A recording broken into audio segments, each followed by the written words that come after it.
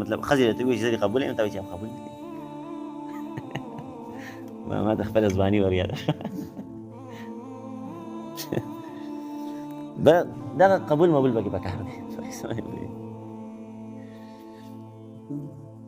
ښځې بس ښځه راغله، خپله ښځه ده که نه، نو سړي ته دې وایي چې هلکه زه دې قبوله یم، هغه به ورته وایي چې یا بسم الله قبوله یې. هغه یو ویډیو مې کتله، زه ناشنا مزاحیه ویډیو. سړی به کافر کېږي څنګه، مرتد کېږي به څنګه، نو په دې هم ځان پوهه کوي. یو سړي ته چا وویل چې هلکه راځه جومات ته څو لمونځ کوو. خبره پوهېږي، دې خبره ته صحیح غوږ کښېنئ. ها دا ناشنا خبرې. یو سړي ته چا وویل چې هلکه راځه په جومات کې لمونځ کوو. ده ورته وایي چې دا لمونځ پکې چا راوستی دی. چې دا خبره یې وکړله، دا سړی په ټکه کافر شو. ګورئ، او دا هسې ټاپه نه ده. ښه، بعضې خلک په سوشل میډیا باندې ناست هسې ټاپې لګوي په خلکو باندې، وایي لکه لاړې ووتې دین اسلام معمولي مسلو باندې. خو دا معمولي مسله نه ده، ځکه تا د دین اسلام د رکن نه انکار وکړو، او چې د رکن نه دې انکار وکړو خو لاړې. مونږ وایو چې هلکه په فرض کې په حج کې دې طواف زیارت پرېښودو، نو حج دې ونه شو ځکه هغه رکن و فرض و. همدغه رنګې د دین اسلام رکن دی مونځ. نو چې تا ته چا ووایي چې هلکه راځه مونځ کوو، او تا ورته وایي چې مړه مونځ پرېږده، په مونځ باندې څه کوې، یا مونځ پکې لاسته وایي، مونځ پکې چا راوستی. داسې قسم الفاظ دې وویل، نو لاړې، بس د دین اسلام نه خارج مرتد شولې. یا د قرآن مجید حکم دار چې یاره تاسو په کتاب الله باندې خپلې فیصلې وکړئ، خپله قضا هغه په کتاب الله باندې وکړئ، د الله جل شانه په دې کلام باندې وکړئ. او تا ته چا ووایي چې هلکه د الله جل شانه د کتاب مطابق فیصله دا ده، او د دنیا د کتاب مطابق فیصله دا ده. د الله جل شانه د کتاب مطابق چې دا کومه فیصله ده په دې باندې عمل وکړه. تا ورته ووایي چې د الله کتاب پکې چا راوستی دی، یا د الله د کتاب فیصله پکې چا راوستې ده، دا خبره دې وکړله، نو لاړې د دین اسلام نه مرتد شوې. الله خراب نه، تباه و برباد شو. بله مسله واوره، یو سړی روجې نه نیولې، ټیک شوله که نه، که د څه عذر نه یې نه نیولې که هر څه مسله وه، یا بیمار و یا هر څه، ده نه چا تپوس وکړو چې هلکه ته دا روجې ولې نه نیسې، او ده ورته وایي چې روژه پکې چا راوستې ده. داسې قسمه خبرې اترې کولې. ټیک شوله، د دین اسلام چې څونه ارکان دي په هغې کې د داسې قسمه الفاظ استعمالول، داسې قسمه خبرې کولې، نو دا سړی د دین اسلام نه ووتلو، د ښځه طلاقه شوله، دی لاړو د دین اسلام نه ووتلو. به هر حال نو د دې وجې نه بیا علامه شامي رحمه الله دا یو لوی عالم تېر شوی دی، فتاوی لیکل فتاوی شامي. هغه دا خبره لیکله چې یاره په نن سبا د هغه دور چې کوم و هغه دور یې یادوو. ټیک شوله که نه، تقریبا 300 کاله مخکې د نن نه تېر شوی دی، یا 250 کاله قریب.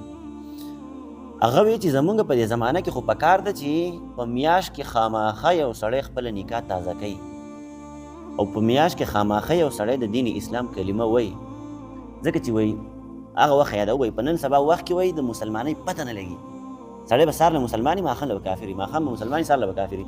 نو د دغې وجې نه علامه شامي رحمه الله وفرمایل چې پکار ده چې یاره کم از کم سړی په هره میاشت کې خپله نکاح تازه کوي، او کم از کم هره ورځ یو سړی کلمه د شهادت وایي، یا کلمه وایي په دین اسلام کې د ځان داخله د کلمې اقرار کوي. وایي داسې پکار ده، ځکه چې دا معمولي خبرې دي که نه، مونږ خو دا د خولې نه وځي، ناشنا بکواسات هم د خولې نه وځي، د قرآن مجید متعلق، یا د منځ متعلق، یا د روجې متعلق، یا هغه احکامات چې دین اسلام لاګو کړي دي په موته باندې. یعنې بعضې څیزونه نه یې منع کړي، د شرابو نه یې منع کړي دي چې هلکه شراب به نس کوي، او ته دا شراب څکې او حلال یې ګڼې، نو لاړې ته د اسلام نه ووتلې، ته کافر شولې. چې شراب دې څکل او دا دې خیر چې دا حلال دي، نو بس دا سړی بیا کافر شو. خو که یو سړی حرام ګڼي او بیا یې څکي، نو دا بیا ګناهګار دی، فاسق دی، فاجر، حلال به ورته نه وي. نو به هر حال دا څونه کارونه چې دي، دا څونه خبرې اترې دي، په دې باندې سړی د دین اسلام نه خارجېږي. د دغې وجې نه علما کرام وایي چې باید خپل نکاحونه تازه کوئ موقع په موقع باندې، او دا سړی په خپله هم تازه کولی شي. بس ښځې ته وایي هلکه زه دې قبول یم، یا ښځې ته وایي مطلب ښځې ته وایي چې زه دې قبول یم، ته وایي چې قبول نه یم. ما ته خپله ځواني ور یاده شوه. دغه قبول مبول پکې پکار دی. ښځې بس ښځه راغله، خپله ښځه ده که نه، نو سړي ته دې وایي چې هلکه زه دې قبوله یم، هغه به ورته وایي چې یا بسم الله قبوله یې. هغه یو ویډیو مې کتله، زه ناشنا مزاحیه ویډیو، یو ملا او سړي له نکاح تړله، هغه ورته وایي چې دا پلانکۍ لور دونه مهر په عوض کې او په نکاح شرعي محمدي باندې ستا قبوله ده او قبوله کړې ده. هغه ورته وایي اکسپټډ، وایي اکسپټ کړې مې ده، یعنې قبوله کړې مې ده، په انګلیش کې ورته وایي. نو ملا ورته وایي چې ما تا ته څه میسج نه دی درلېږلی، یا مې ته ریکویسټ نه دی درلېږلی د فیسبوک، چې ته وایي چې اکسپټډ. څه معنی پوهېږي؟ نو بهرحال دغه معمولي خبره ده پکې ټیک شوله که نه. نو خپل نکاحونه تازه کوئ بهتره خبره ده، ضروري نه ده خو بهتره ده. او که یو سړي د خولې پر دغاغ هر ټایم کولاوي او ده وایي چې زما پته نه لګي چې د خولې نه مې څه وځي، ناشنا خبرې مې د خولې نه وځي دین اسلام متعلق، نو ده له خو بیا خامخه په کار ده چې دی کم از کم په میاشت کې خپله نکاح تازه کوي د ښځې سره. ټیک شوله که نه. ځکه چې دغې نه پس دا کوم اولاد کېږي نو هغې باندې به کم از کم د هغه بل شي ټاپه نه لګي چې دا حرامونه دی یا حرامي دی چې صحیح بچي حلالي بچي پیدا کېږي. ښه نو اوس نن سبا ته سوچ کوه، په حساب پوهېږي نن سبا کم دور دی.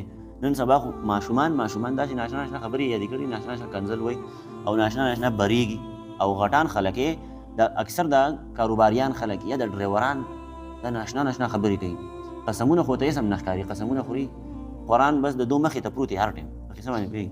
او طلاق یې مخې ته پراته وي، په تا دې وایي ښځه طلاق او وایي طلاق دا خبرې کوي. او په معمولي خبرو باندې په مخکې زمانه کې وړوکې وم زه ښه کافي وړوکې وم، چترال ته تللی وم نو واپس چې راتلم په دې ټاپ باندې به ګاډي راتلل، لواري ټاپ باندې زمونږ یو جیپ و سور شانته جیپ و پخوانی په هغې کې راتلم هغه ډرایور سره نو ډرایور د بل ګاډي والا سره شرط لګولی و، هغه موړونه داسې دي چې په هغې کې پته نه لګي چې دا ګاډی پورته را روان دی او که ښکته را روان دی. ډېر زیات موړونه دي که نه هغې کې د ښکته او بره پته نه لګي. دا حساب کړی دی. نو د ډرایورانو په خپل منځ کې شرط ولګاو، یو وي دا ګاډی ښکته روان دی او بل وی پورته را روان دی، او شرط یې په دې خبره ولګاو چې هلکه په نرو خوړ کې به راباندې پنیر خوري که چا شرط وبیلو په قصه باندې پوهېږي. نو شرطونه مرطونه قسمونه طلاقونه دا د ډرایورانو ته څه نه وي. اوس هر یو ډرایور خو نه یادوم خو بهرحال بعضې پکې داسې او اکثریت داسې کم کوز داسې چې یاره هغه د بکواساتو نه ځان ساتي. نور اکثر مسلمانان بس پته نه لګي بهر معاشره کې چې ژوند کوي بازار دکان وغیره دې څیزونو کې نو دا قسمونه او قرآنونه او طلاقونه دو بیخي په جب کې ځان سره ګرځوي. وایي لکه تا پلانکې کار کړی دی، دی وایي نه مې دی کړی، وایي ښځه یې د باندې طلاق وي وایي او طلاق دي راباندې او کار به یې کړی ښځه خو لاړه ښځه خو یې تباه او برباد کړو، ځان یې تباه او برباد کړو. یو خو یې طلاق و ملاقو سره ګپ شپ نه دي لګول پکار ښه. بهرحال دا مسله چې کومه د ارتداد دا مسله سړی دین او که نه پیغمبر علیه صلات وسلام فرمایي وایي زما د امت 3 شیان داسې دي چې هغه په رښتیاو کې هم رښتیا دي او په ګپ کې هم رښتیا دي. که ګپ کې دي هم دا خبره وکړه نو رښتیا ده. یو طلاق دی، یو رجوع ده، یعنې ښځې یو طلاق ورکړو بیا واپس ورته رجوع کې.